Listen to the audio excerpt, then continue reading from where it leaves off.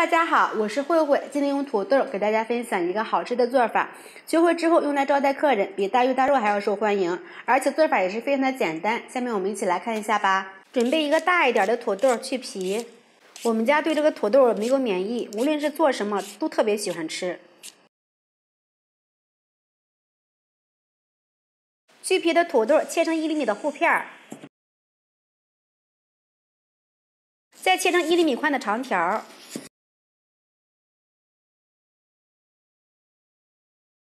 最后切成小丁儿，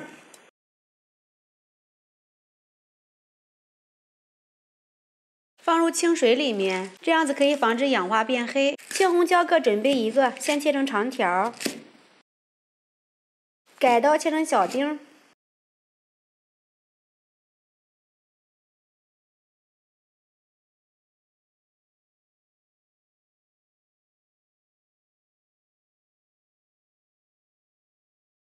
放入盘里备用。准备1块猪肉，切成厚片儿，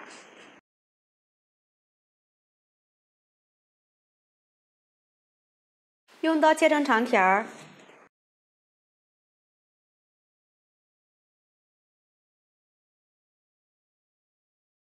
再切成小丁。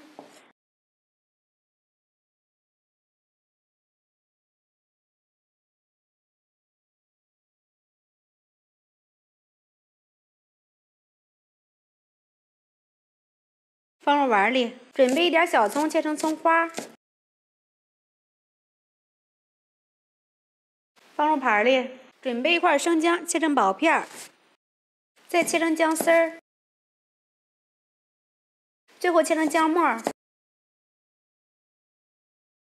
也放入盘里。准备几瓣大蒜，拍扁，切成蒜末，放入盘里备用。锅中倒入适量的油，把猪肉倒入里面，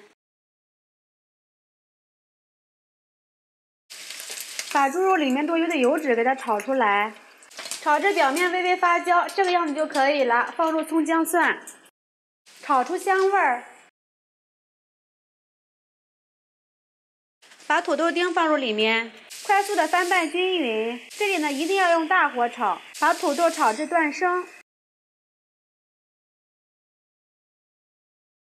炒了3分钟左右了，土豆已经断生了。我们下面来给它调个味儿，放入适量的盐，1勺白糖代替味精提鲜，倒点生抽，来一点老抽上色，倒入适量的蚝油，开大火继续翻拌均匀。看这颜色跟红烧肉似的。最后放入青红椒，继续翻拌均匀，炒至青红椒断生。